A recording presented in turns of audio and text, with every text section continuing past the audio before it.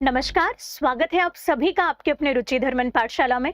बच्चों, उम्मीद करती हूँ कि सभी की तैयारी बहुत अच्छी चल रही होगी। आप सभी एग्जाम को लेकर बहुत उत्साहित होंगे, जुनून के साथ में अपनी तैयारी कर रहे होंगे और आपने शायद अपनी स्ट्रेटेजी भी बना ली होगी। लेकिन आपके ही रिकमेंडेशन पर कि मैडम आप एक स्ट्रेटेजी बताइए, हम उस स्ट्रेटेजी को फॉलो करना चाहते हैं। तो अगर आपको भी ऐसा लगता है कि आप मेरी बताई गई जो मैं आगे बताने वाली हूँ उस स्ट्रेटेजी को फॉलो करके अपनी सफलता प्राप्त करना चाहते हैं, तो आप बिल्कुल इसे फॉलो कर सकते हैं। अब साथ ही साथ हम जो आज स्ट्रेटेजी देखेंगे वो स्ट्रेटेजी उस बच्चे के लिए भी कारगर साबित होगी जो पहली बार एग्जाम दे रहा है या फ्रेशर है, फर्स्ट अटेम्प्ट है। उस बच्चे के लिए भी ये मुझे लगता है बहुत यूजफुल रहेगी जो जॉब के साथ तैयारी कर रहा है या कोई रिस्पॉन्सिबिलिटी उसके सामने है और वो ऑफिसर बनना चाहता है, या अगर आप हाउसवाइफ हैं या पार्ट टाइम जॉब करते हैं, या वो विद्यार्थी जो ये मन बना चुका है कि अब मुझसे पीएससी नहीं होगी, अब मैं पीएससी नहीं दे पाऊंगा, चलो मैं कोई दूसरे एग्जाम की तैयारी करता हूं। तो सभी के लिए एक बार आप इस स्ट्रेटजी को फॉलो करके प्रीलिम्स की तैयारी करके देखिए और ईमानदारी के साथ अगर आप इस स्ट्रेटजी को फॉलो करेंगे तो मुझे ऐसा लगता है कि आपको सफलता मिलेगी। और आपको अगर लगता है कि ये स्ट्रेटजी फॉलो करनी चाहिए, अगर आपको कुछ सही लगता है तो आप इसे बिल्कुल फॉलो कर सकते हैं।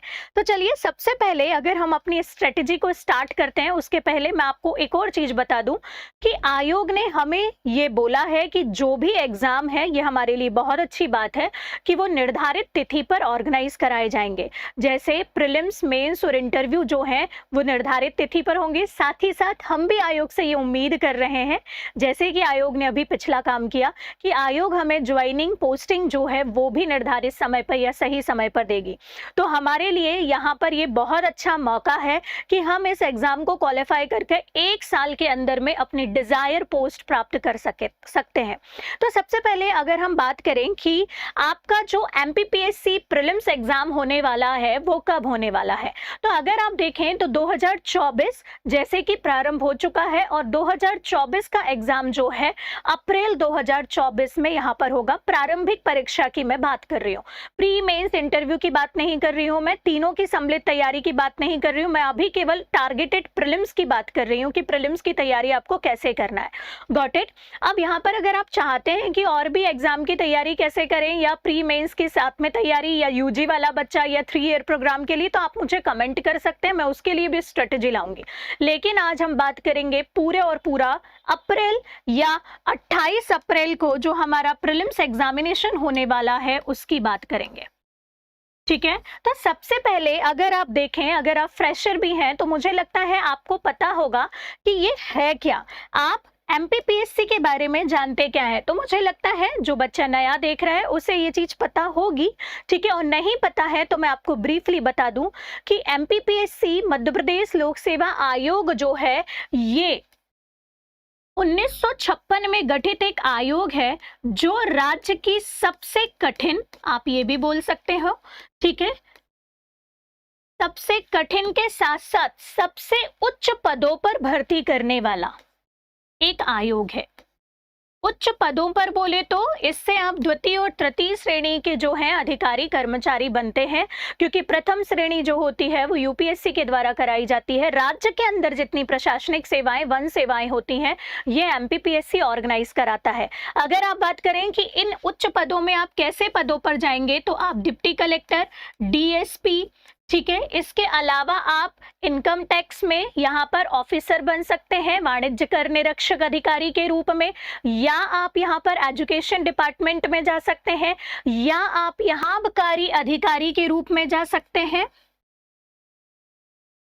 ठीक है, ऐसे अन्य पद हैं जिसमें आप यहां से सेलेक्ट होते हैं, और आपने नाम सुना भी होगा, नायब तहसीलदार आदि ऐसे पद हैं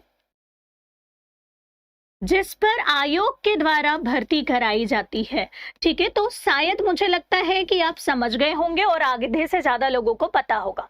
इन पदों पर भर्ती कराने के लिए, अब मैंने यहाँ पर एक शब्द बोला था कठिन, वास्तव में जब आप इस परीक्षा को समझ लेते हैं तो ये कठिन नहीं है, प्रोसेस इसकी लंबी है, जो आपके धैर्य की परीक्षा होती है वास्तव में, जो आपको कठिन लगने लगती है ना। नहीं तो एग्जाम कठिन नहीं होता यदि हम उसकी समझ सही से विकसित कर लें तो। ठीक है, अब देखिए, और उसके रिक्वायरमेंट को फुलफिल कर दें तो एक बार में सिलेक्शन हुआ जा सकता है। तो एमपीपीएससी जो है वो एग्जाम कैसे लेता है, तो एमपीपीएससी इन पदों पर भर्ती के लिए 3 स्टेजेस में एग्जाम लेता है। प्रीलिम्स एग्जाम्स होता है, ठीक है, फिर उसके बाद होता है मेंस या मेन एग्जाम, ठीक है, और उसके बाद होता है इंटरव्यू या साक्षात्कार।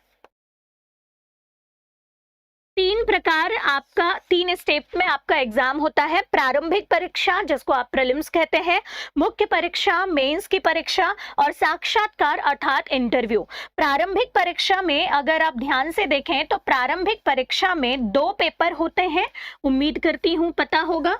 वो 2 पेपर जो होते हैं, एक होता है आपका जीएस का और दूसरा होता है आपका सी सेट का, ठीक है। अब देखिएगा, जो भी बच्चा केवल सिविल सर्विसेज के पदों को प्राप्त करना चाहता है, जो मैंने ऊपर बताया है ना, अब इसके अलावा मध्य प्रदेश लोक सेवा आयोग इसी के साथ एक और एग्जाम लेती है फॉरेस्ट सर्विसेज का। अगर आप वन सेवा में जाना चाहते हैं प्रशासनिक पदों के अलावा, तो अब प्रीलिम्स एग्जाम में होगा क्या, यदि आप उच्च पदों पर जाना चाहते हैं जो मैंने वहां पर बताया, तो इन पदों के लिए केवल आपका जीएस के जो होते हैं वो नंबर ऐड होते हैं। केवल जीएस के नंबर के ऐड करके कट ऑफ बनता है। कट ऑफ जो रहता है वो केवल कैसे बनता है, जीएस के नंबर से, ये प्रशासनिक पदों के लिए। और आपका जो है सी सेट जो होता है वो केवल आपको क्वालिफाई नेचर का होता है, केवल आपको क्वालिफाई करना होता है सी सेट, ठीक है। कितना, तो जनरल के अकॉर्डिंगली 40% और आरक्षण के अनुसार फिर ये 40% से नीचे क्राइटेरिया होते जाता है, तो मिनिमम 40%। बात समझ में, क्वालिफाइंग होता है, क्वालिफाइंग नेचर का। लेकिन अगर आप वन सेवा में जाना चाहते हो तो इसके भी नंबर ऐड होते हैं, ठीक है, जीएस के और साथ ही साथ सीसेट के जो नंबर हैं दोनों ऐड होते हैं और दोनों का सम्मिलित कट ऑफ जाता है और आप वन पदों के लिए सेलेक्ट होते हैं। क्या मैडम एक साथ दोनों की परीक्षाएं दी जा सकती हैं? जी हाँ, आप बोथ वाले ऑप्शन में टिक करेंगे तो आप एक ही एग्जाम देने से प्रशासनिक पदों के लिए भी क्वालिफाई हो सकते हैं, मतलब आपका अलग से जीएस के नंबर जोड़कर भी कट ऑफ बनेगा और साथ ही साथ सीसेट के नंबर ऐड करके भी कट ऑफ बनेगा। और ऐसे कई बच्चे होते हैं जो एक साथ वन सेवा में और राज्य सेवा दोनों में सेलेक्ट है। अगर आप इस स्टेज को क्वालिफाई कर लेते हो, जो सबसे ज्यादा बड़ा हर्डल है, जिसे मैं मेरे तरीके से कहती हूँ कि ये सिलेक्शन के लिए नहीं होता, ये रिजेक्शन के लिए होता है, क्योंकि मोस्ट ऑफ द स्टूडेंट इसे क्वालिफाई नहीं कर पाते हैं। लाखों में विद्यार्थी बैठते हैं और यहाँ पर महज जो हैं 10,000 के अराउंड, या कभी कभी तो पोस्ट तो इस बार बहुत कम है, तो आप देखेंगे उससे 15 गुना विद्यार्थी जो होते हैं सेलेक्ट किए जाते हैं, तो 5, 6, 7 हजार अकॉर्डिंग टू पोस्ट जो होता है बच्चे बचते हैं और बैठते लाखों में है। तो सबसे ज्यादा जो रिजेक्शन होता है वो यहाँ होता है। जो बच्चे इस पे सेलेक्ट होते हैं वो मेंस के लिए क्वालिफाई होते हैं और यहाँ से आपके नंबर जो होते हैं वो सिलेक्शन में ऐड होना चालू होते हैं। प्रीलिम्स केवल क्वालिफाइंग नेचर का होता है, मेरिट की पे या फिर मुख्य परीक्षा और साक्षात्कार के नंबर मिलाकर आपकी मेरिट बनती है, प्रीलिम्स के नंबर उसमें ऐड नहीं होते। लेकिन उसके बाद भी ये सबसे बड़ा हर्डल है और आज हम जो बात करने जा रहे हैं वो प्रीलिम्स कैसे क्वालिफाई करें, इसी की बात करेंगे। तो चलिए स्टार्ट करते हैं। उम्मीद करती हूँ कि मैंने ब्रीफली जो बताया ये आपको समझ में आया होगा और आधे से ज्यादा बच्चों को पता भी होगा, जो नए हैं उनके लिए। फिर अगर आप प्रीलिम्स क्वालिफाई कर लोगे, मेंस और इंटरव्यू की तैयारी, या मेंस की तैयारी पहले कैसे करें, इंटरव्यू के साथ साथ में करें, ये सारे स्ट्रेटेजी के लिए अगर आप वीडियो चाहते हैं, अगर आप बिल्कुल यूजी वाले या बिगनर हैं तो आप मुझे कमेंट कर दीजिएगा, मैं सेपरेट वीडियो उसके लिए बना दूंगी। अब मैं बात कर रही हूँ प्रीलिम्स की तैयारी के लिए। तो इसके लिए यहाँ पर मैंने 3R टेक्निक से एक बनाया है अपना, बोलना चाहिए टाइम टेबल, क्योंकि आप सभी जानते हैं हमारे सामने आयोग की जो डेट है वो निर्धारित है। वो कौन सी डेट निर्धारित है, अगर आप देखेंगे तो 28 अप्रैल की डेट हमको आयोग ने दिया है। चाहे कोई बच्चा नया तैयारी कर रहा हो, चाहे कोई बच्चा ऑलरेडी तैयारी कर चुका हो, चाहे कोई भी बच्चा हो, अभी सभी बच्चों के लिए सिलेबस बिल्कुल न्यू है, अगर आप जानते होंगे तो। है ना, कोई यहाँ पर नया मतलब बोलना चाहिए, अगर नया पुराना सब बराबर है, आप ये बोल सकते हो। हालांकि जो बेसिक सब्जेक्ट्स हैं वो ही रहते हैं, वो कभी चेंज नहीं होते, लेकिन इसके बावजूद ये सिलेबस बिल्कुल नया है। तो सभी बच्चे सिलेबस की सबसे पहले अपने पास में 2-2 नहीं 3-3 प्रतियां रखेंगे। मैं हमेशा बोलती हूँ, दुनिया का कोई भी एग्जाम हो, यदि आप उसे क्वालिफाई करना चाहते हो तो आपकी सिलेबस पे कमांड होना चाहिए। तो 3R टेक्निक जानने के पहले आप मेरे सामने सिलेबस लेकर बैठ जाए, वीडियो को कर दे पॉज, और अगर आपने नहीं निकाल के रखा है सिलेबस, तो अगर आप बिगनर हैं और अब इसको देखने के बाद तैयारी का मन बना रहे हैं, तो एक बार इस वीडियो को फिर से देखिएगा सिलेबस को लेकर आने के बाद में। ठीक है, तो सिलेबस आप अपने सामने रखिए। अगर आप सिलेबस में देखोगे तो प्रीलिम्स एग्जामिनेशन में 10 यूनिट वहां पर दी गई हैं, जिनमें कुछ नए टॉपिक ऐड हुए हैं, तो आपको वो पूरे सिलेबस को देखना है। सिलेबस को देखने के बाद में जब आप उन 10 यूनिट्स को देखोगे कि यार एमपी कितने में है, हिस्ट्री कहाँ है, ज्योग्राफी कितनी है, पॉलिटी कितनी है, ज्योग्राफी का कौन सा पोर्शन पूछ रहा है, ठीक है, ऐसा तो नहीं कि वर्ल्ड ज्योग्राफी हटा दिए, और अगर वर्ल्ड ज्योग्राफी हटा दिए तो ऐसा नहीं कि अभी भी उसको पढ़ना पड़ेगा। क्यों पढ़ना पड़ेगा? क्योंकि अल्लीनो लालिनो वर्ड लिखा है। अल्लीनो लालिनो को पढ़ने से पहले आपको चीजें पता होनी चाहिए, राइट। तो ये प्रीलिम्स में लिखा है, मेंस में लिखा है, कहाँ लिखा है, तो आप ये देखें कौन से सब्जेक्ट को पढ़ना पड़ेगा और कौन से को नहीं। सिलेबस को एक बार पूरा खंगाल लीजिए, पूरा, ठीक है। और उसके लिए आप चाहें तो अपने टीचर की मदद ले सकते हैं, क्योंकि कई बार आपको जो चीजें सामने दिख रही हैं वो सामने होती नहीं है, उसके हिडन कुछ और चीज होती है, तो वो आपको पता होना चाहिए। और कई बार जो चीज बहुत बड़े अक्षरों में लिखी हुई है वो उतनी महत्वपूर्ण नहीं होती है।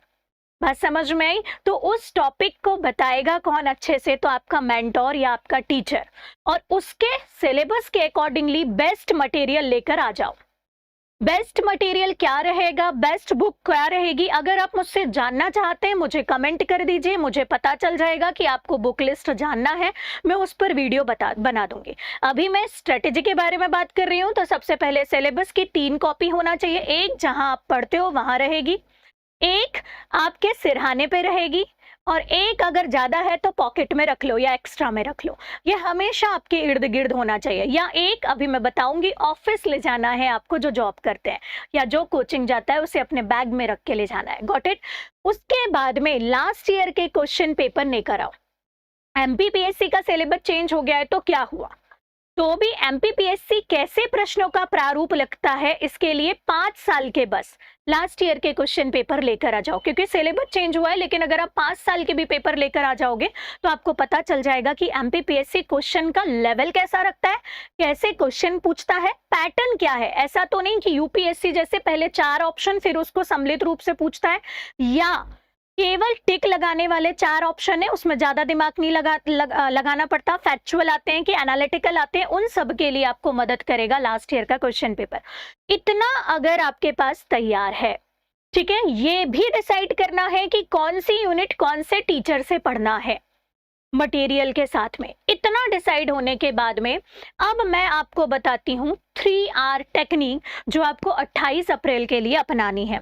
अब इस 3R टेक्निक में अगर आप देखो तो सबसे पहले मैंने 30 दिन रखे हैं रिवीजन के, रीडिंग के लिए, सॉरी 30 दिन जो है वो रीडिंग के लिए। रीडिंग मतलब आप केवल पढ़ोगे यहाँ पर, लेकिन पढ़ोगे भी कैसे अभी मैं आपको बताऊंगी, ठीक है। फिर उसके बाद 20 दिन का एक सेगमेंट जाएगा, जो भी आपने पढ़ लिया है उसको फिर से दोबारा पढ़ोगे रिवीजन का। फिर उसके बाद में 15 दिन का एक और सेशन जाएगा, जिसको मैंने नाम दिया है रिकॉल रिवीजन, ठीक है। अब रिकॉल रिवीजन क्यों कहा? क्योंकि आपने जो पढ़ा है उस चीज को आप 10 दिन में रिवाइज करोगे, और उसके बाद आप जो इसमें भूले हो ये 10 दिन में, उसे फिर से 5 दिन में आप रिवीजन में लाओगे। कैसे लाओगे 5 दिन में, अभी आगे पूरा बताती हूँ। कैसे, कौन सी कॉपी आपको लेकर बैठना है, कैसे पढ़ना है, पूरा बताऊंगी। एक बार फिर से 3R टेक्निक में अगर आप देखो तो हमारे पास में मुश्किल से अभी इतने ही दिन बचे हैं, अगर आपका 21 फरवरी से ये वीडियो देखते हो तो, ठीक है। और अगर आप बाद में भी देखते हो तो कोई दिक्कत नहीं, आप इस 30 दिन को फिर एडजस्ट करोगे कहीं से भी, या यहाँ से एक एक दो दो दिन का एडजस्टमेंट आप कर सकते हो, ठीक है। लेकिन मैंने ये बनाया है, जैसे आज ये वीडियो देख रहे हो तो इसके बाद से ये वीडियो आपको चालू कर देना है उसी दिन से। इसमें 30 दिन का आपका रीडिंग, मतलब आप पढ़ोगे, यहाँ पर जो भी सोर्सेज आपने लेकर आए हो उस सोर्सेज को पढ़ोगे, उस पे अंडरलाइन करोगे, ठीक है। और इसके अलावा उससे जो बेस्ट चीजें हैं एमपीपीएससी के अकॉर्डिंगली कि एमपीपीएससी कैसे प्रश्न पूछ रहा है उसको अंडरलाइन करते जाओगे।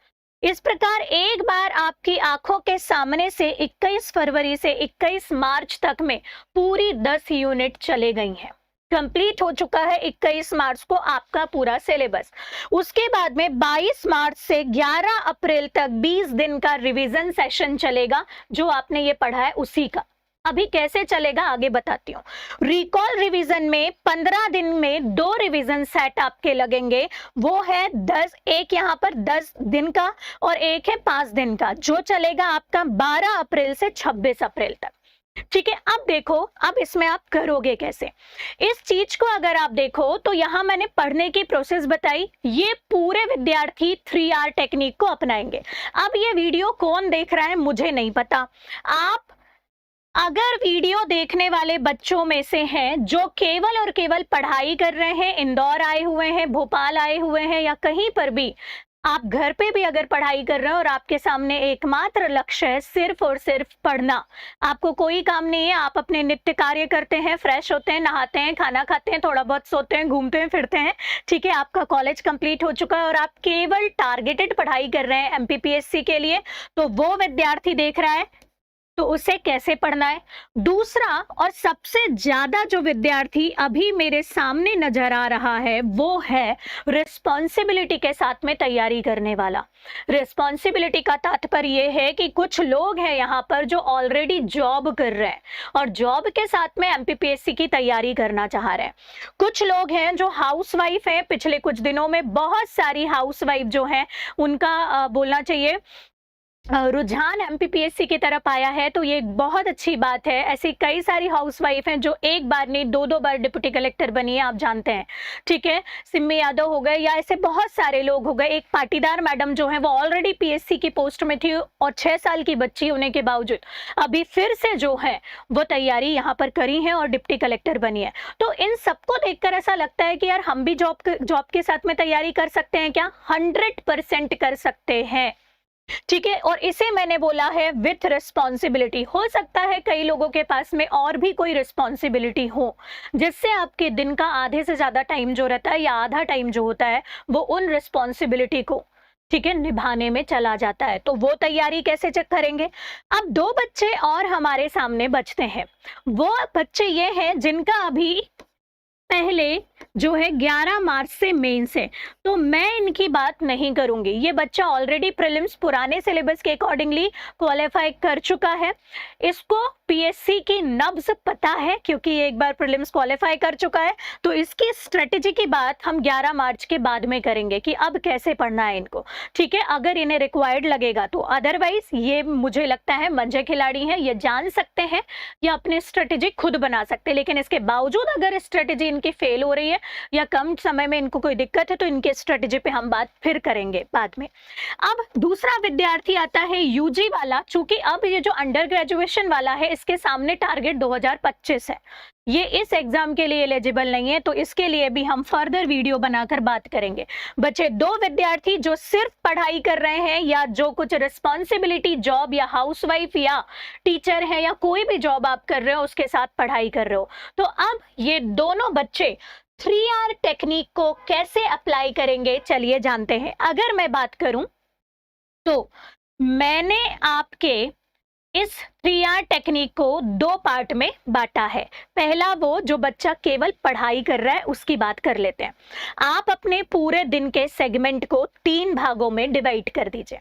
जब आपका सबसे ज्यादा एनर्जी लेवल रहता है, ठीक है, और इसके साथ में आपको रखना क्या है देखो मैं बताती हूँ। एक कोरी कॉपी लेकर आ जाओ अपने साथ, बड़ी प्यारी सी एक कोरी कॉपी लेकर आओगे, ठीक है, और एक रफ कॉपी लेकर आओगे। जो बच्चा सिर्फ पढ़ाई कर रहा है उसको मैंने 2 कॉपियां बोली हैं। कौन कौन सी देखो यहाँ पर, एक मैं बोल रही हूँ कोरी कॉपी कौन सी लेकर आओगे, बिल्कुल ब्लैंक कॉपी, या हम तो हिंदी में ही लिख दे रहे हैं भैया, हिंदी के मास्टर हैं हम। कोरी कॉपी।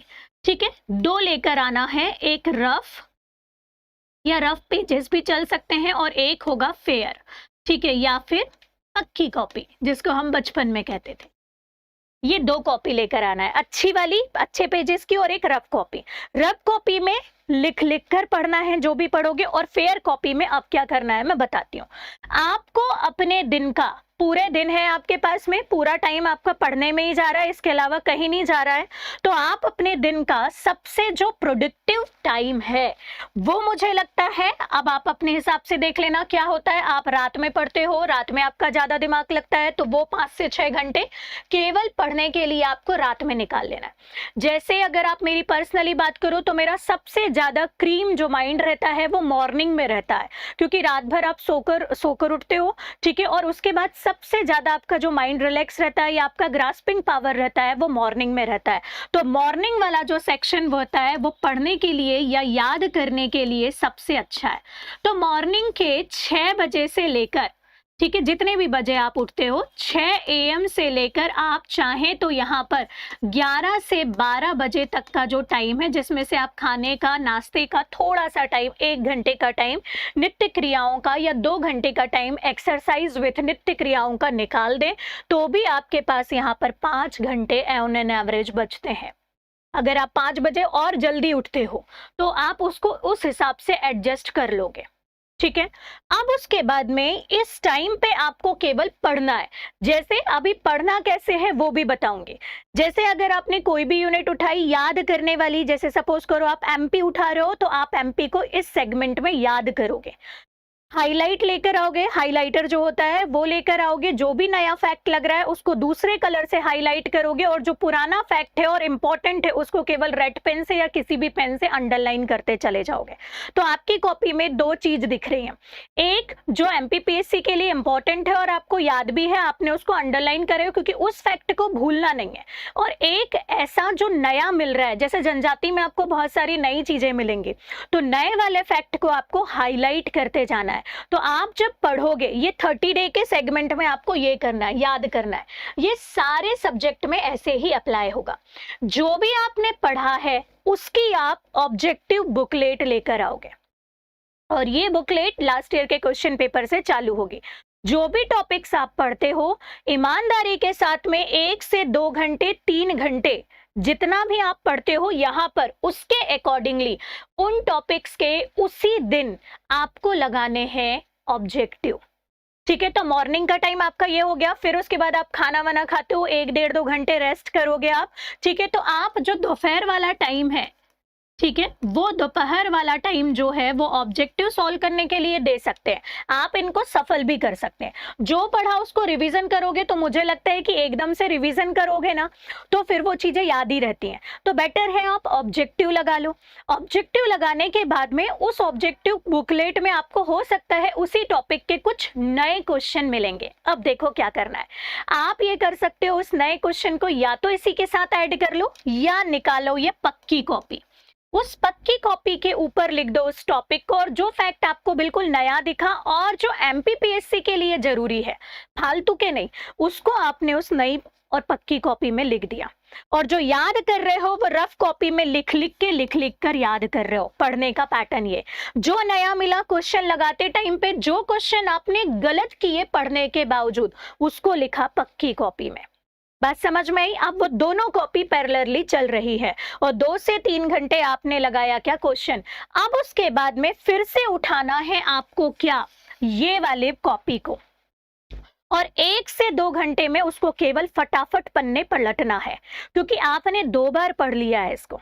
एमपी का सपोज करो, आपने जो मध्य प्रदेश का गठन है या जो मध्य प्रदेश का पुनर्गठन वाला टॉपिक है, आपने सपोज करो उसको पढ़ा, फिर उसमें आपने इंपॉर्टेंट फैक्ट लगाया। जैसे आप देख रहे हो कि मध्य प्रदेश का गठन जो है वो सर्वप्रथम यहाँ पर 1 नवंबर 1956 को राज्य पुनर्गठन आयोग की अनुशंसा पर किया गया। राज्य पुनर्गठन आयोग के जो अध्यक्ष थे वो फजल अली थे, और 2 अन्य सदस्य KM पडिक्कर और हृदयनाथ कुंद्रू थे। आपको ये सब कुछ पता चल गया। आपको कुछ नया फैक्ट मिला कि राज्य पुनर्गठन आयोग ने अपनी रिपोर्ट इतने को दी थी। सपोज करो कि आपको ये नहीं पता, तो आपने वो जो रिपोर्ट वाली चीज है उसको अंडरलाइन करा कैसे, हाइलाइटर से, और बाकी के जो फैक्ट दिख रहे हैं उसको आपने रेड पेन से अंडरलाइन कर दिया, क्योंकि वो पूरे फैक्ट मैंने इंपॉर्टेंट बोले। अब आपके पास में अंडरलाइन फैक्ट है, आपने क्वेश्चन लगाया, आपको क्वेश्चन में ये मिल गया कि राज्य पुनर्गठन आयोग का यहाँ पर किसने सिफारिश मानी थी और किसने नहीं मानी, खारिज, या ऐसा कौन सा वो व्यक्ति था जिसने इसमें से इसकी सिफारिश का विरोध किया था। तो वो फैक्ट आपको क्वेश्चन लगाने से मिल गया जो नया था और इंपॉर्टेंट है, किसी एग्जाम में आया है, तो वो आपका पैक हो जाएगा कहां पर, पक्की कॉपी में। बात समझ में आई? अब आपको ये देखने की जरूरत नहीं है। और उसके बाद आप रिवीजन कर रहे हो तो आपने रिवीजन में फिर से उठाई इस कॉपी को, इस कॉपी में अंडरलाइन और हाईलाइट लिखा हुआ है और आपका हो जाएगा रिवीजन। जो दिन भर पढ़ रहा है उसके लिए ये टेक्निक होगी सुबह, दोपहर और शाम का। दोपहर में 1 से 1.5 घंटा, 2 घंटा आपने ये करा, बकायदा मैं बोलती हूँ 1, 1.5, 2 घंटे अगर आराम करना है, नैप लेना है 1 घंटे का या 45 मिनट का, बस वो नैप लो और शाम को फिर उठो और यहाँ पर जो भी दिन भर में पढ़ा है, ठीक है, उसको रिवीजन करो। तो मुझे लगता है 10-11 बजे तक आपका ये रिवीजन हो जाएगा और आप सो जाओगे, क्योंकि बहुत ऐसा टफ और बोलना चाहिए जो आप फॉलो ना कर पाए वो मैंने यहाँ पर टाइम टेबल नहीं बनाया है। ये इतना फ्लेक्सिबल और इतना इजी टाइम टेबल है कि आप इसमें आप सो भी रहे हो, आप इसमें अपना शारीरिक व्यायाम भी कर रहे हो, और देखो बाकायदा टाइम से सोकर टाइम से उठ रहे हो, कोई हार्ड एंड फास्ट नहीं है, ठीक है, लेकिन इसको आप अपने अकॉर्डिंगली मोल्ड कर सकते हो। तो ये मैंने बात करी 3R टेक्निक जो आपको लगानी है, वो किसके लिए, जो केवल पढ़ रहा है। अब 6 से 10 घंटे आपको इस टेक्निक के लिए डेली पढ़ना है। जिस भी दिन आप उसमें कंफर्टेबल हो गए 8 घंटे पढ़ने के अकॉर्डिंगली, ठीक है, कि 4 यहाँ पर, 2 यहाँ पर और 2 यहाँ पर, ठीक है, टोटल 8। उस दिन आप तीनों सेगमेंट का टाइम बढ़ाते जाइए धीरे धीरे धीरे धीरे। यही चीज आप लागू करेंगे 30 दिन के फर्स्ट राउंड में, इसी मेथड को आप लागू करेंगे 20 दिन के सेकेंड राउंड में, इसी मेथड को क्योंकि आप पढ़ चुके हो, यकीन मानो बहुत फास्ट रिवीजन होगा 15 दिन के रिवीजन राउंड में। तो 3 बार ये चीज जा रही है ऐसे, और डेली के डेली विथ रिवीजन जा रही है ऐसे, क्योंकि प्रीलिम्स का सबसे बड़ा तोड़ है रिवीजन रिवीजन रिवीजन। प्रीलिम्स में पढ़ना इंपॉर्टेंट नहीं होता, याद रहना इंपॉर्टेंट होता है, और वो ऑब्जेक्टिव में तुक्का कैसे लगाना है जो आपने पढ़ा है उसको, वो इंपॉर्टेंट होता है। 2 ही चीज इंपॉर्टेंट होती है, और ये आपका सही होता है केवल और केवल रिवीजन और रिकॉल से। अगर आपके फैक्ट का आपने रिवीजन नहीं किया है, आपने 50 बुक पढ़ी हो, कोई मतलब की नहीं है। बात समझ में आई? तो ये हमने यहाँ पर revision plus daily revision base पे ये चीज बनाई। अगर पढ़ने वाले बच्चे को लगता है ये फॉलो कर सकते हो तो बिल्कुल फॉलो करो, बहुत अच्छा है, ठीक है। ये वाली टेक्निक बहुत अच्छी है जो आपको बहुत अच्छे से दिमाग में चीजें बैठा देगी। अब बात करते हैं उस व्यक्ति की जो जॉब के साथ पढ़ाई कर रहा है, या हाउसवाइफ है, या रिस्पॉन्सिबिलिटी है। आपके दिन का जो प्रोडक्टिव टाइम होता है, या मॉर्निंग वाला जो टाइम हो रहा है, या कहीं का भी जो भी 12 बजे से जॉब है, जितने बजे से भी जॉब है, वो आपकी मतलब बोलना चाहिए कोई दूसरे काम के लिए चले जाता है, क्योंकि ऑब्वियस सी बात है, रिस्पॉन्सिबिलिटी है, आपको कमाने जाना पड़ेगा, आपको जॉब करना पड़ेगा। लेकिन क्या जॉब के साथ पीएससी की तैयारी हो सकती है? 100 नहीं 200% हो सकती है, बिल्कुल किया जा सकता है। अब ये देखो, लेकिन आप जॉब कर रहे हैं तो ऑब्वियस सी बात है आप रिस्पॉन्सिबिलिटी जब निभा रहे हैं, ठीक है, towards your family, towards your बोलना चाहिए parents, towards your wife, towards your children, towards your husband, किसी के लिए भी अगर आप रिस्पॉन्सिबिलिटी निभा रहे हैं तो मुझे ये लगता है कि आप खुद के लिए भी बहुत ज्यादा रिस्पॉन्सिबल पर्सन है। आप खुद के साथ यहाँ पर ईमानदारी के साथ वर्क करना जानते हैं, ये मैं मान के चल रही हूँ। तो आपको अब क्या करना पड़ेगा, आप 3-8 रूल्स अपनाएंगे, जो मैंने भी कहीं पर देखा, पढ़ा, और मैंने जब इसको देखा तो वो मुझे भी बहुत अच्छा लगा। 3-8 रूल क्या होता है? 8 घंटे, कुछ बच्चे होंगे या कुछ लोग होंगे या हाउसवाइफ होंगी, ठीक है, जिनको काम करने में 8 घंटे लगता होगा। आपको अपने काम के साथ में देखना है कि कौन सा ऐसा टाइम है जो आपका जा रहा है काम करने में। तो कई लोग हैं जो 5 से 6 घंटे की जॉब करते हैं, आना जाना और थोड़ा सा रेस्ट करना, तो मैक्सिमम 8 घंटे का ही शेड्यूल होता है ना यहाँ पर। तो वो 8 घंटे आपके जॉब के लिए चले जाएंगे या घर के काम के लिए चले जाएंगे या whatever responsibility which you have to do. जो भी रिस्पॉन्सिबिलिटी आपको यहाँ पर दी गई है वो आपको 8 घंटे में पूरी करना है, याद रखिए। ठीक है, कई बारी 9-10 घंटे हो जाते हैं, कोई दिक्कत नहीं है, मैंने बताया, मैंने कोई हार्ड एंड फास्ट रूल नहीं बनाया, आप इसको यहाँ पर करेंगे। अब उसके बाद में आपके पास में 8 घंटे का और समय बचता है जिसमें आपको पढ़ना है, और 8 घंटे का आपका समय बचता है जिसमें से 5 से 6 घंटे सोना है, और नित्य कर्म मतलब खाना आपका बना, मतलब खाना हो गया, मतलब फ्रेश होना, नहाना, पूजन, जो भी आप काम करते हो वो यहाँ पर करना है, नित्य कर्म। तो ये एक पोर्शन है जिसमें आपको अपने काम को एडजस्ट करना है इस काम के साथ में। तो 16 घंटे आपके पास मैं एक्स्ट्रा दे रही हूं जिसमें आपको सोना है, अपने जॉब करना है, ठीक है, अपने घर के काम करना है या जो भी रिस्पॉन्सिबिलिटी है वो करना है। बाकी के वो मुझे नहीं पता, मैंने आपको स्टार्टिंग में ही बोला, आप मुझे रिस्पॉन्सिबल पर्सन लग रहे हैं, आप मुझे वो स्टूडेंट जैसे नहीं है, आप स्टूडेंट से ज्यादा रिस्पॉन्सिबल है, तो मैं ये बोलूंगी 8 घंटे आपको निकालना ही होगा, और वो आप निकाल सकते हैं, ट्रस्ट मी। सबके पास 24 घंटे होते हैं, आप एडजस्ट करो कि कब निकल रहे हैं ये 8 घंटे। अगर आप हाउसवाइफ हैं, बच्चे हैं आपके, तो आप देखो बच्चों को सुला दो, रात के 10 बजे से लेकर रात के 2 बजे तक अगर वो 8 घंटे में से 4 घंटे निकल रहे हैं तो आप वहां उसको एडजस्ट करो। बात समझ में आई? दोपहर में जब सारे लोग सो जाते हैं आपके घर के, या जॉब करने वालों के लिए अभी और बता दूंगी, फिर उसके बाद में आपको वहां पर सेगमेंट मिलता है, आप वहां से निकालिए। आप अगर जॉब करने जाते हैं तो सुबह अगर आपका 10 से 5 का जॉब है तो आप मॉर्निंग में जल्दी उठिए, मॉर्निंग में आप 4 बजे उठो, और 4 बजे से उठकर 9-8 बजे तक आप पढ़ो। आप जॉब करके आते हो, सुबह की जॉब है, आप जॉब करके आ जा रहे हो, आप रात का सेगमेंट 6 बजे से लेकर रात के 12-1-2 बजे तक का टाइम निकालो। नहीं निकाल पाते हो तो आओ, फ्रेश हो, खाना वाना खाओ, रहो अपना, और 8 बजे से लेकर 2 बजे तक का जो टाइम है वो आप निकालो। कैसे भी करके मुझे ये 8 घंटे का टाइम आपके पढ़ने के लिए निकालना है, ये मैं कह रही हूँ।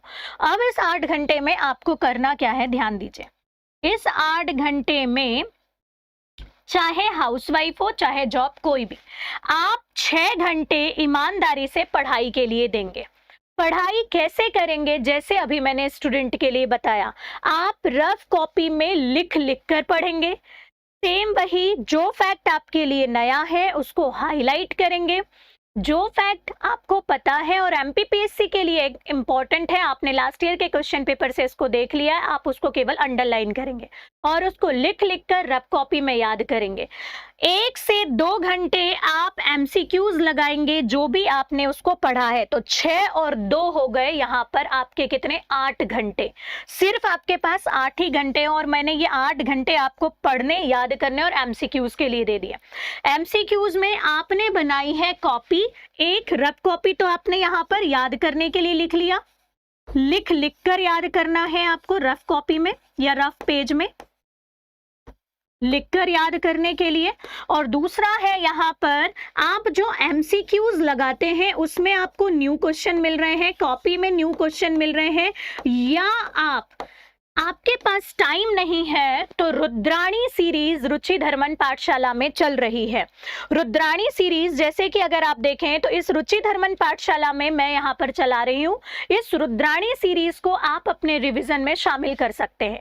डेली आप अपने रिवीजन में से शामिल करिए। 9 से 10 ये सीरीज चल रही है, आप कैसे भी टाइम निकाल कर इसको देखो, क्योंकि इसमें मैं एमसीक्यूज लगवा रही हूँ। एक बार और बता दूंगी कैसे क्या।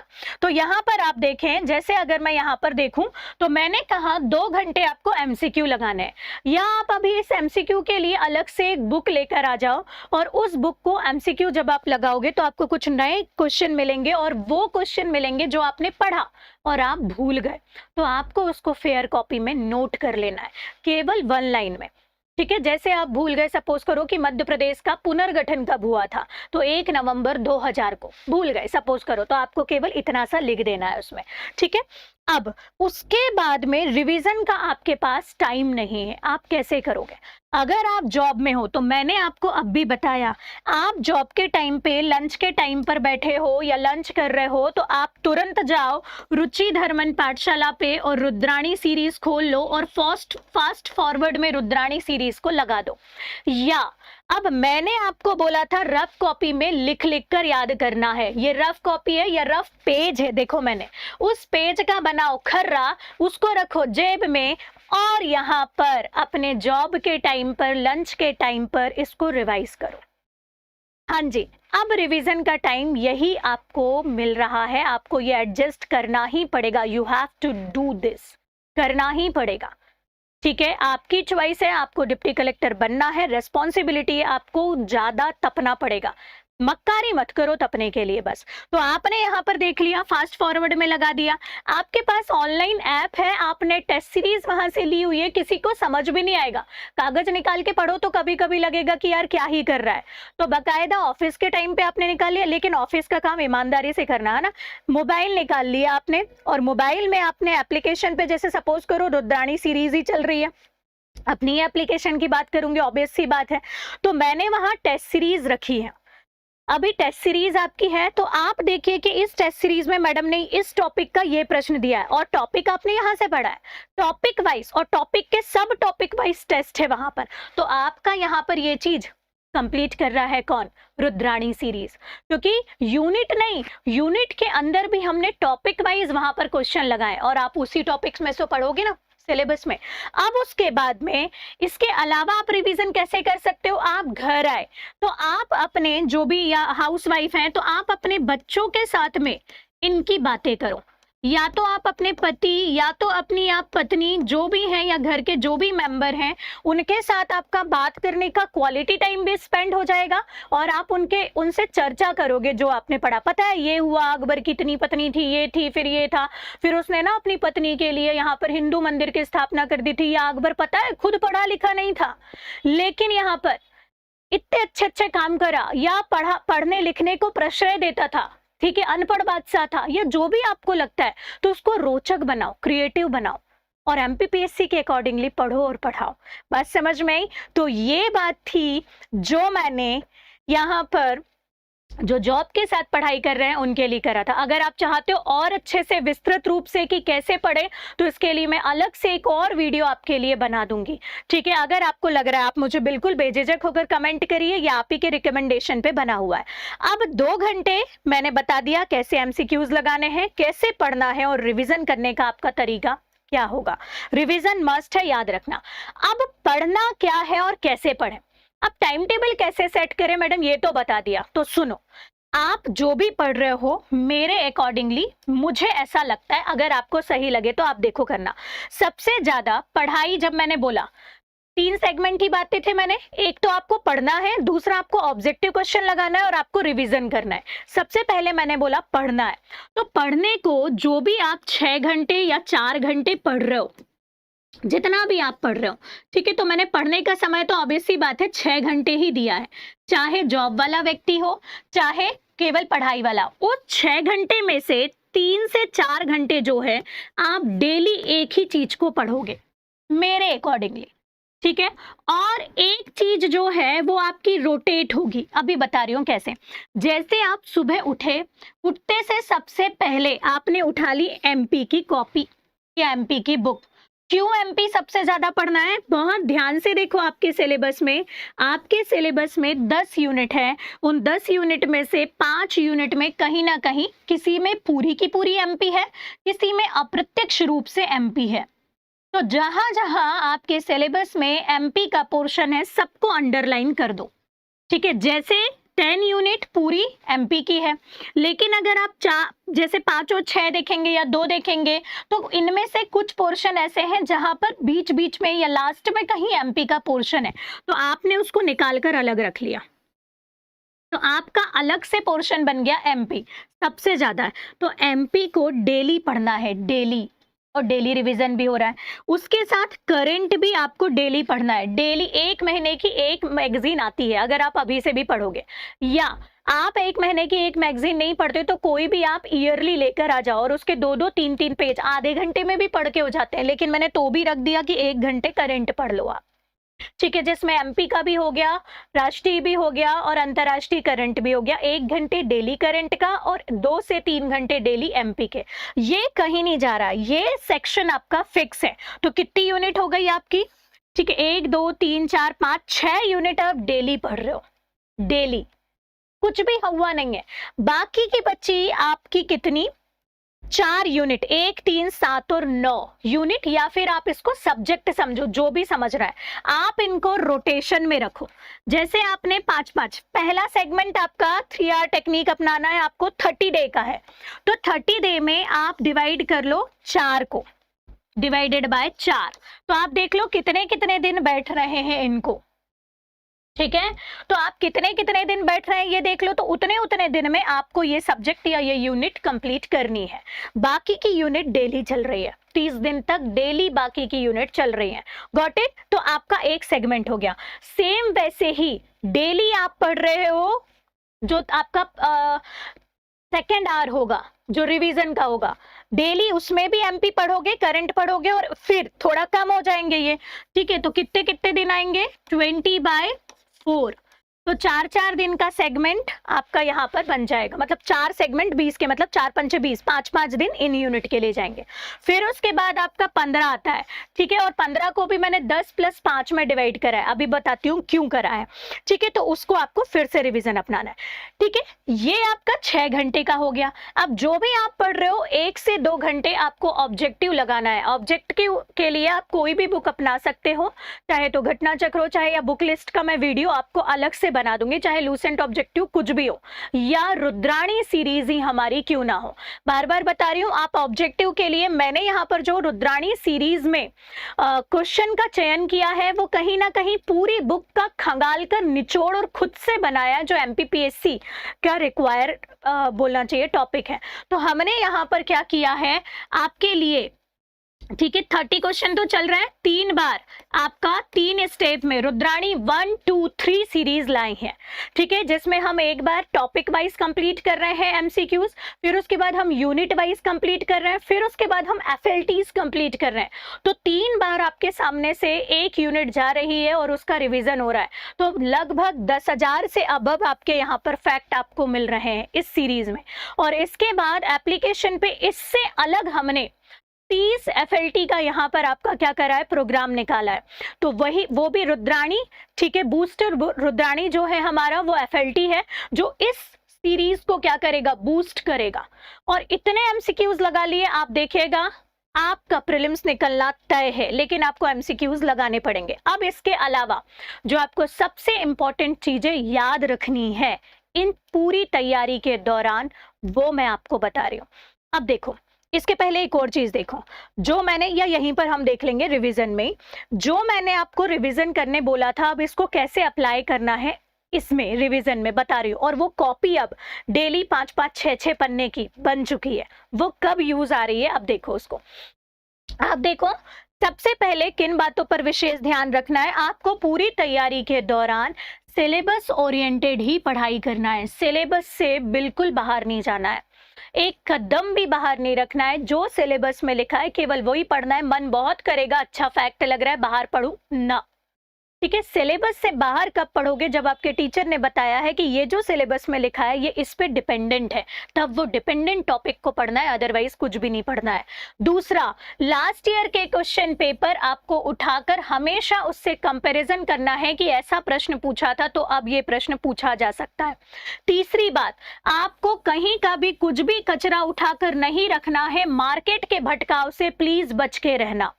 मार्केट में ये भी ले लूं, ये भी ले लूं, लोगों ने, मैंने देखा है ऐसी ऐसी भी बुक बन गई है जिसमें कुछ भी नहीं है, एक बुक की आधी चीज लिखकर आपको दे दिया है और आप उसको पढ़ रहे हो, पढ़े जा रहे हो, ठीक है। पढ़ने में मक्कारी नहीं कर रहे हो, आपका सोर्स ही गलत है, ठीक है। आप जब बबूल का पेड़ बोओगे तो उससे आम तो नहीं निकलेगा ना, है ना। सेम वैसे ही आपका सोर्स सही होना चाहिए।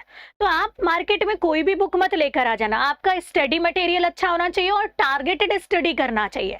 जो बुक सही है उसी को 10 बार पढ़ो, है ना। पढ़ते तो हो लेकिन गड़बड़ से पढ़ लोगे तो दिक्कत हो जाएगी। टारगेटेड या एग्जाम ओरिएंटेड आपको पढ़ाई करना है। कोई भी फालतू की बुक नहीं लाना है, कोई भी फालतू के एक्स्ट्रा मटेरियल नहीं लेना है। जो आपका एग्जाम ओरिएंटेड तैयारी करवा रहा है या जो बुक आपकी एग्जाम ओरिएंटेड तैयारी करवा रही है वही लेकर आना है और उसी को 10 बार पढ़ना है। That is called targeted study. ठीक है। मोबाइल का सदुपयोग करें प्लीज। अब मोबाइल हम देखते तो हैं कि चलो रुद्राणी सीरीज मैडम ने लगाई है या मैडम के एप्लीकेशन को देखने के लिए, धीरे से वो एप्लीकेशन हो जाता है बंद और वो पिंक रेड कलर का गोल गोल वाला इंस्टा खुल जाता है और रील स्क्रॉल होने लगती है, क्योंकि मोबाइल हाथ में है। ठीक है, पढ़ने के लिए रखा था मोबाइल, आप बिल्कुल सही है, लेकिन वो पता नहीं पढ़ते पढ़ते ऊपर से टिक करके ब्लिंक होता है एकदम से, क्योंकि नेट तो चाहिए रुद्राणी सीरीज देखने के लिए, है ना। तो वो एकदम से उंगली चले जाती है कि देखता हूँ क्या नोटिफिकेशन आया, और फिर वो घंटे बिता देता है। तो प्लीज मोबाइल का सदुपयोग करें। अगर आपको ऐसा लगता है तो आप अपने मोबाइल में केवल वही एप्लीकेशन रखें जो आपके काम के हैं। कुछ दिन तक इंस्टा या जो भी एप्लीकेशन आपको डिस्ट्रैक्ट करता है उसे आप बंद करके रख सकते हैं, या उसको ऑफलाइन मोड पे डाल के रख दें, उसके नोटिफिकेशंस ऑफ कर दें और केवल आधे घंटे या एक आध घंटे तो नहीं बोलूंगी मैं, आधे घंटे आप उसको चलाएं। आधे घंटे का भी काम नहीं है वास्तव में, रील देखना कोई वो नहीं है। ठीक है, तो आप मोबाइल का प्लीज सदुपयोग करें, ये सबसे ज्यादा चीज याद रखना। ट्रिक बना बना कर याद करें, और ट्रिक बनाने के लिए आप अपने दोस्तों का सहयोग ले सकते हो, रिवीजन टेक्निक बना सकते हो। ठीक है, मोबाइल्स में ट्रिक जो आती है उसका यूज कर सकते हो। ठीक है, पूछ पूछ कर एक दूसरे से याद कर सकते हो, कैसे भी याद करो लेकिन फैक्ट याद करो। और जो सबसे ज्यादा जरूरी है पूरी तैयारी के दौरान, जिसे मैंने हाईलाइट करके रखा है, वो प्लीज ये 3R टेक्निक तब सफल होगी जब आप खुद का ध्यान रखोगे बेटा। क्योंकि हम बाहर रहते हैं, हम जॉब करते हैं, हमारे ऊपर बहुत सारी रिस्पॉन्सिबिलिटी है, हम खुद दूसरों का ध्यान रखते हैं और इस बीच में हम खुद का ध्यान रखना भूल जाते हैं। तो 10 मिनट का जो टाइम है वो सबसे पहले अपने शरीर को ठीक रखने के लिए दो। दिन भर लाइब्रेरी में बैठे रहते हो, ये दर्द होने लगे हैं या कुबड़ निकलने लगा है ऐसा, ठीक है, तो प्लीज अपने शरीर पर ध्यान दो। ये कंधे दर्द होते हैं, यहाँ से दर्द हो रहा है, सर दर्द हो रहा है, ठीक है, वही तेल का खा रहे हो सड़ा गला सा, पेट साफ नहीं हो रहा है, या अपच मोटापा, ये सब हो रहा है। फिर उसके बाद आता है चिड़चिड़ापन, मानसिक। ठीक है, तो सबसे पहले अपने शरीर को ठीक करो। आप खाना तो बदल नहीं सकते हॉस्टल का कि मैडम बना के खाएं, अगर बना के खा रहे हो तो ठीक है, तो उसके साथ बेटा फ्रूट्स शामिल कर लो अपनी डाइट में। उसमें क्या टाइम लग रहा है, नहीं, खरीदा रास्ते से 2 केले खा गए, धुलने की भी जरूरत नहीं। ठीक है, अंगूर खरीदा खा गए, जामफल खरीदा खा गए, या जो भी फ्रूट्स लग रहे हैं उनको शामिल करो। ठीक है, अब एप्पल की तो बात नहीं करूंगी, पैसा नहीं है तुम लोग के पास में। मानसिक के लिए 2 से 3 मिनट ओम का उच्चारण या प्राणायाम करिए। भ्रामरी जिसमें शामिल करिए अपने प्राणायाम में, कपालभाति करिए और अनुलोम विलोम। ठीक है, या मैं बता दूंगी आपको कि पूरे प्राणायाम कैसे करते हैं। 5 मिनट में पूरा माइंड रिफ्रेश हो जाएगा। आप जो 2 घंटे की नींद लेते हो ना, वो केवल 15 मिनट में कवर की जा सकती है with the help of yoga and pranayama, trust me. ठीक है, और सामाजिक अपना ध्यान रखिए। सामाजिक इन द सेंस कि आपके आसपास कौन है। अगर आपको कोई डिस्ट्रैक्ट करता है कि देख तेरा 4 बार प्रीलिम्स नहीं निकला, 5 बार प्रीलिम्स नहीं निकला, तू क्या प्रीलिम्स निकालेगा और तू मेरे को बता रहा है कि पढ़ना कैसे है। जय राम जी की भैया, तू सही, तू थोड़े दिन दूर रह, प्लीज उससे थोड़ा सा दूर रहें। दूसरी बात, अगर आपको कोई ये बोल रहा है कि देख तेरा 4 बार में प्री नहीं निकला है, तुम हाउसवाइफ हो, बहुत पढ़ना पड़ता है, तुम जॉब कर रहे हो, नहीं कर सकते, तो उनको बोलो ठीक है, आप अपना ज्ञान अपने पास रखो। नेगेटिव लोगों से इस दौरान दूर रहें। जो आपको ये बोल रहा है नहीं तुम कर सकते हो, कैसे भी करके बता मेरी क्या हेल्प चाहिए, और वास्तव में बोल नहीं रहा है, कर रहा है, उसको अपने आसपास रखो। अपने मम्मी पापा को अपने आसपास रखो, उनकी फोटो लगा लो। अपने स्क्रीन पर वॉलपेपर पर फोटो लगा लो, जो चीज आपको बार बार क्लिक करती है पढ़ने के लिए, उन चीजों को अपने आसपास रखो।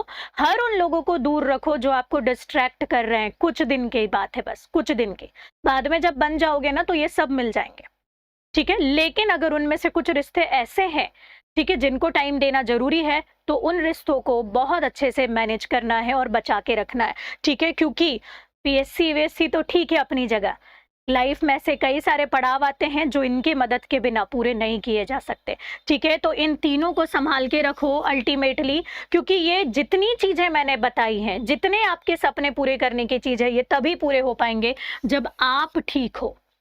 आपका तबीयत खराब है तो आपकी कोई पढ़ाई, कोई स्ट्रेटजी, कोई बुक लिस्ट, कोई टीचर, कोई रुद्राणी सीरीज कुछ काम नहीं आने वाली। आप तुक्का लगाने का अभ्यास करना है। तुक्का लगाने का अभ्यास कैसे करोगे? डेली आप जो एमसीक्यूज लगा रहे हो उसमें जो प्रश्न नहीं बन रहा है उसको आपको तुक्का लगाना है, छोड़ना नहीं है, और उसमें लॉजिकल एबिलिटी लगाना है। तुक्का कैसे लगाया जाता है एक अलग से वीडियो बना दूंगी। रिवीजन पर विशेष ध्यान देना है। ध्यान दीजिए, अब जो कॉपी आपने बनाई थी ना, जो मैं आपको रफ कॉपी बोल रही थी जिसमें आप 1 लाइन फैक्ट लिख रहे थे, उसमें केवल आपको जो 5 दिन लास्ट के बते हैं ना, केवल उसी कॉपी को पढ़ना है। क्यों पढ़ना है पता है? क्योंकि उसमें आपने वो चीज लिखी है जो आप गड़बड़ कर रहे थे, और बाकी चीज तो आप रिवीजन में ला रहे हो, वो आपको याद ही है। तो वो रिवीजन पर विशेष ध्यान देना है, और डेली रिवीजन करोगे तो ज्यादा अच्छा देगा। और लास्ट में बस इतना ही कहूंगी कि समय का सदुपयोग करना है। टाइम बहुत प्रीसियस है।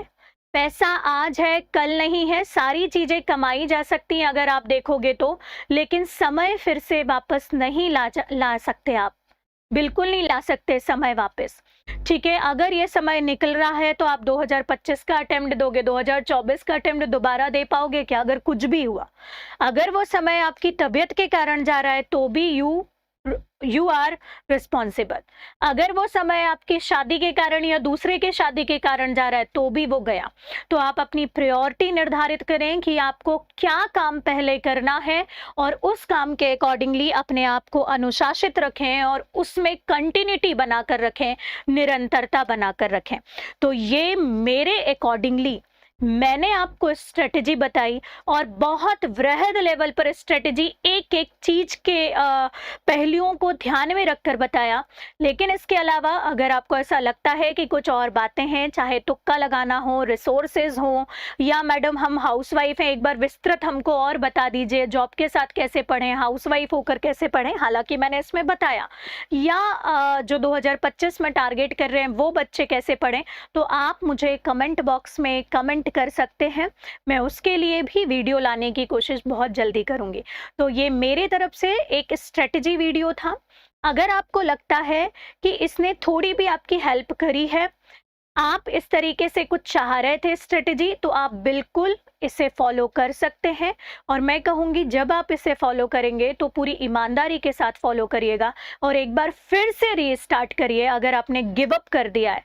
बस मैं यही बोलूंगी। और अगर आपको लग रहा है कि नहीं सही नहीं है, मेरे सामने कुछ नहीं है, तो मैं उस बच्चे को बोलूंगी ट्रस्ट मी, एक बार इसको अप्लाई करो, बस एक बार रीस्टार्ट करो इसको अप्लाई करके, तब सोचना कि मेरे को गिव अप करना है, तब सोचना कि यार अब बहुत हो गया।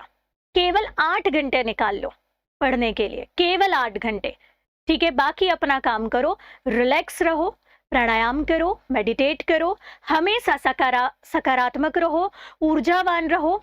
मुझे लगता है आपका प्रीलिम्स क्वालिफाई होगा। रुचि धर्मन पाठशाला की हेल्प की जरूरत है तो आप बिल्कुल कमेंट कर सकते हो, और लगता है इस स्ट्रेटेजी को फॉलो कर सकते हो तो बिल्कुल फॉलो करिए। ये एक सुझावात्मक स्ट्रेटेजी मेरे द्वारा आपको दी गई। मिलते हैं नेक्स्ट वीडियो में। बहुत बहुत धन्यवाद।